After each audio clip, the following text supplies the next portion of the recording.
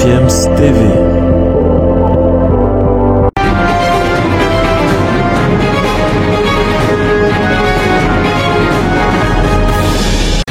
Bonjour à tous, c'est encore un plaisir d'être parmi vous ce matin. Nous sommes donc mardi matin, nous sommes à l'écoute de Sport Matin qui revient sur la Coupe d'Afrique des Nations Cameroun Total 2022 avec le cercle du Sénégal. On en parlera d'ailleurs dans cette émission et on reviendra également sur le match de la troisième place qui a opposé le Cameroun au Burkina Faso, n'est-ce pas? Le Cameroun qui a pu, n'est-ce pas, monter et garder une place au podium. Et puis on viendra, chers abonnés, vous parler de quelques transferts, parce qu'il n'y a pas que la Coupe d'Afrique des Nations, il y a aussi des mouvements entre des joueurs et des clubs africains, bien sûr, de par l'Europe ou dans certaines sélections africaines. On évoquera aussi dans cette édition le cas de la Coupe du Monde des clubs qui se joue au même moment. En ce moment, d'ailleurs, c'est une période quand même assez bousculée dans l'événement footballistique. On est à la CAN, on est à la Coupe du Monde des clubs, on est également dans les championnats africains ou européens.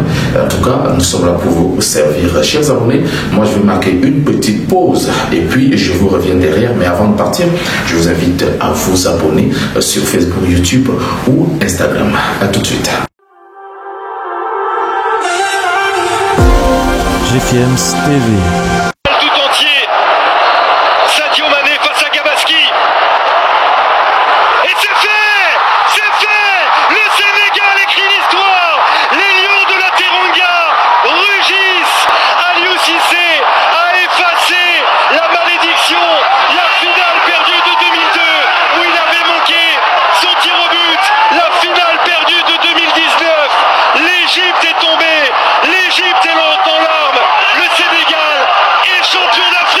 Le nouveau champion d'Afrique est connu. Les Lions du Sénégal ont donc, n'est-ce pas, pu renverser la vapeur à l'occasion de la finale de la 33e édition de la Coupe d'Afrique des Nations que le Cameroun a abrité. Donc, je le disais tantôt, les Lions de la Teranga ont battu les pharaons d'Égypte 4-2. C'est après l'épreuve des tirs au but.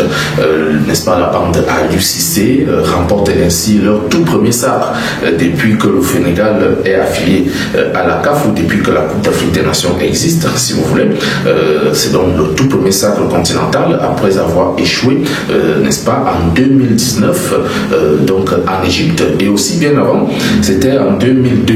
En 2002, donc, si me souvenez son nom, c'était en 2002 également que cette équipe sénégalaise a manqué la finale de la Coupe d'Afrique des Nations. Sadio Mané a pourtant manqué un penalty en début de cette rencontre, ce qui a d'ailleurs fait un tout petit peu peur à certains amoureux du football. Et puis, il s'est rattrapé face à Gabaski, le gardien de but égyptien de Zamalek, très en vue dans cette rencontre ou encore tout au long de la compétition. Aliou Cissé, le sélectionneur du Sénégal, lui a dédié cette victoire au peuple sénégalais.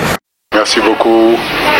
Vraiment, ce fut long, ce fut difficile, par moments compliqué, mais on n'a jamais abandonné. Ce fut un match difficile aussi. On a eu notre temps fort tout au début de cette rencontre-là. On a eu ce penalty qu'on a loupé, mais on a eu d'autres opportunités aussi. Malheureusement, on n'a pas su les concrétiser. Après, le match s'est équilibré en deuxième période, mais les garçons n'ont jamais abandonné. Je crois que ça prouve vraiment le mental de cette génération. Nous sommes très contents. Nous dédions vraiment cette victoire au peuple sénégalais, vraiment au peuple sénégalais, parce que depuis les indépendances jusqu'à présent, on court derrière cette première étoile. Aujourd'hui, sur notre maillot, on aura une étoile nous aussi. Oui, la CAN Cameroun 2022 a donc, n'est-ce pas, pris fin dimanche dernier. Avant cette finale, on a pris part au match de la troisième place qui opposait donc samedi les talons du Burkina Faso, Lions et Notables du Cameroun. Match remporté remporté par le Cameroun à l'épreuve des tirs au but également. C'est donc une affaire de tirs au but finalement dans cette Coupe d'Afrique des Nations. Le Burkina Faso menait 3-0 bien sûr, et puis c'est à diront une vingtaine de minutes de la fin du match que le Cameroun est revenu au score à 3 buts partout, n'est-ce pas? Les buts burkinabés étaient donc l'œuvre de Steve Yago, qui a donc été l'auteur du premier but. Et puis il y a Antoine Nana, le gardien de but camerounais, qui a marqué contre son camp dans cette rencontre. Et puis enfin un autre buteur burkinabé, c'est Djibril Ouattara de l'Olympique Club Safi du Maroc. Ça, il faut, n'est-ce pas, le souligner. Le Maroc était bien représenté dans cette équipe burkinabé. C'est lui qui a inscrit le troisième but. Mais le Cameroun a su répondre, n'est-ce pas, vers la fin de la rencontre, disons à 20 minutes de la fin, par Stéphane Bauquin qui a, n'est-ce pas, réduit la marque, permettant au Cameroun de croire. Et puis, c'est Vincent Aboubakar, dès son entrée, n'est-ce pas, qui est venu faire un doublé qui a donc permis à ce Lion indomptable d'inscrire ses 7e et 8e buts de la compétition. Et finalement, les tirs au but ont tranché pour le Cameroun qui, n'est-ce pas, obtient donc la 3e place de cette Coupe d'Afrique des Nations. Chers abonnés, je vais d'ailleurs, n'est-ce pas, enchaîner avec cette décision du tribunal arbitral de sport qui a réhabilité l'ancien président de la Confédération africaine de football, Issa Hayatou, qui avait été suspendu pour 1 an de toute activité liée au football par la commission des disciplines de la FIFA. Issa Hayatou était donc jugé coupable par la Fédération internationale de football association d'avoir enfreint son devoir de loyauté. C'était dans le cadre d'un contrat du $1 milliard en septembre 2016 par la CAF avec la société Lagardère Sport. Le tribunal arbitral sport condamne donc par ailleurs la FIFA à contribuer aux frais de justice du Camerounais et aux dépenses qu'il a, n'est-ce pas, eu à faire durant ce processus de rappel. Il faut noter que Issa Hayatou a, n'est-ce pas, été président de la Confédération africaine de football pendant 29 ans. Il avait pris cette tête, en fait, il est allé à la tête de la Confédération en 1988, bien sûr, et puis c'est en 2017 qui, n'est-ce pas, est sorti avec le sacle de Ahmad Ahmad. Voilà donc ce qu'on peut dire de ce problème. On y reviendra d'ailleurs dans les prochains jours, mais avant, je vous invite à mettre un temps d'arrêt pour justement permettre à la publicité de passer.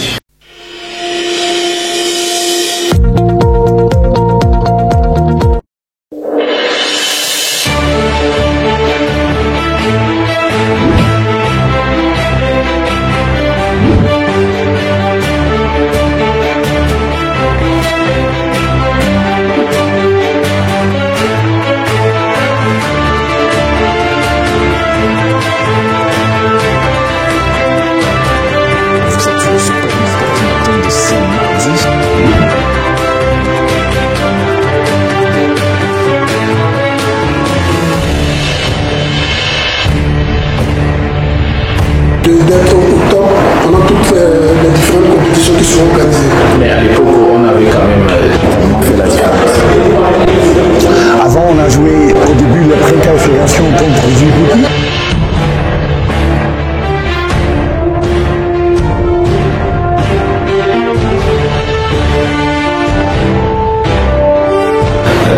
Ça peut être un modèle de développement tout à fait. On reviendra d'ailleurs sur le football africain. Antoine Nico.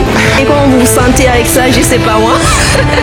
Ah non, mais on a droit une relation amoureuse, forcément.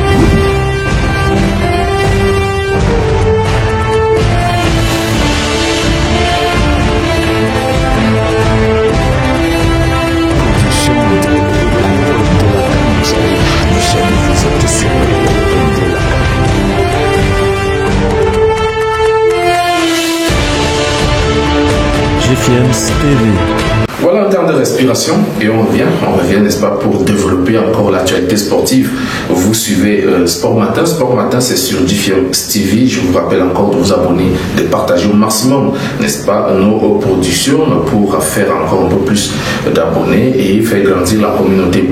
Pendant ce temps, je parle donc du comité d'organisation des compétitions interclubs de la Confédération africaine de football qui a décidé de reporter le match de la Ligue des champions de la CAF du groupe A qui devait normalement opposer Al Ahly du Caire, le club égyptien bien sûr, à Al Merrikh du Soudan. Ce match était prévu pour le 11 février. Mais malheureusement, il est repoussé au 5 mars 2022 au stade Al Ahly du Caire. C'est à cause de la participation du club égyptien en Coupe du Monde des clubs, n'est-ce pas, en ce moment du côté du Qatar. Donc ce match aura bel et bien lieu, mais il est tout simplement repoussé de quelques jours. On va rester dans la Coupe du Monde des clubs avec le représentant africain Al Ahly du Caire qui a donc obtenu son ticket pour les demi-finales de ce tournoi grâce à sa victoire 1-0 sur le CF Monterrey. C'est un club mexicain. Le club égyptien, lui, est champion d'Afrique et croisera donc en demi-finale ce mardi donc les Brésiliens de Palmeiras. Les Brésiliens de Palmeiras qui ont donc certainement remporté, n'est-ce pas, la coupe des champions du côté de l'Amérique latine. Pitcho Moussimane, lui, l'entraîneur sud-africain de Al Ahly, est pourtant, n'est-ce pas, privé de 7 joueurs, de 8 joueurs dans le moment. Il est privé de 8 joueurs cadres de cette équipe de Al Ahly, notamment le gardien de but Mohamed El Chenewi, qui d'ailleurs s'est blessé en début de Coupe d'Afrique des Nations avec la sélection égyptienne, mais qui est resté dans l'effectif. Et puis il y a l'attaquant Mohamed Cherif, qui est aussi dans l'effectif, qui a participé à la Coupe d'Afrique des Nations avec l'Égypte, sans oublier Ayman Ashraf, le défenseur, n'est-ce pas, qui sont donc parmi les 8 joueurs qui sont avec la sélection égyptienne de football. Vous comprenez pourquoi Al Ahly, n'est-ce pas, doit se féliciter de passer en demi-finale avec pratiquement toute l'équipe titulaire qui est du côté de la Coupe d'Afrique des Nations avec la sélection. Dans l'autre demi-finale donc de cette Coupe du Monde des clubs, Chelsea, champion, vainqueur de la Ligue des champions de l'UEFA, sera l'hôte de Al Hilal. Al Hilal, c'est un club d'Arabie Saoudite qui, n'est-ce pas, fait aussi, n'est-ce pas, figure de l'un des meilleurs clubs en ce moment du côté de l'Asie. La Coupe du Monde des clubs se joue donc au Qatar. Je l'ai dit tantôt. Parlons donc aussi de quelques transferts dans cette édition. Pendant que la CAN se joue, des mouvements de transfert s'opèrent donc de part et d'autre avec des joueurs qui, n'est-ce pas, sont en fin de contrat, d'autres qui vont peut-être voir ailleurs. On va parler ici des contrats de certains joueurs africains, puisqu'on est là pour la promotion du football africain. C'est donc le Bissau-Guinéen Fally Kandé qui rejoint donc le FCMS en provenance du club portugais de Portimonense après avoir joué la Coupe d'Afrique des Nations récemment au Cameroun. Fally Kandé rejoint donc la Ligue 1 française pour une somme de 2,5 millions bien sûr, pour 4 ans. Donc il va jouer pour 4 ans avec le FCMS. Il y a un autre joueur africain, c'est le Sénégalais Cheikh Niasse qui quitte donc Lille pour rejoindre le club suisse de Young Boys Bern. Et puis on va aussi évoquer le transfert de l'attaquant algérien Islam Slimani qui quitte l'Olympique Lyonnais pour s'engager avec le Sporting Club Lisbonne. Donc il quitte la France pour rejoindre le Portugal, un championnat qu'il connaît très bien, Islam Slimani, puisqu'il a joué du côté de Porto il y a quelques années. Ibrahima Koné, lui, est international malien. Il débarque de la Ligue 1 française à Lorient en provenance du club belge de Salzbourg, le club norvégien autant pour moi de Salzbourg 08 FF. C'est un club norvégien. Il quitte donc la Norvège pour aller du côté de Lorient. En France, le montant du transfert s'élève à 4 millions d'euros jusqu'en 2026. Et puis, on va, n'est-ce pas, parler du Nigérian Samuel Kalou, milieu de terrain donc nigérian, qui s'est engagé avec le club anglais de Première Ligue Watford. Ce sera pour 3 ans de contrat. Il quitte la Ligue 1 française et les Girondins de Bordeaux. Mesdames et messieurs, abonnez-vous sur YouTube, Facebook ou Instagram. Vous avez donc suivi Sport Matin. Sport Matin, c'est GFM TV. Nous vous donnons rendez-vous vendredi prochain pour une autre édition. Sur ce, je vous souhaite une très belle semaine et surtout que vous vous portez bien.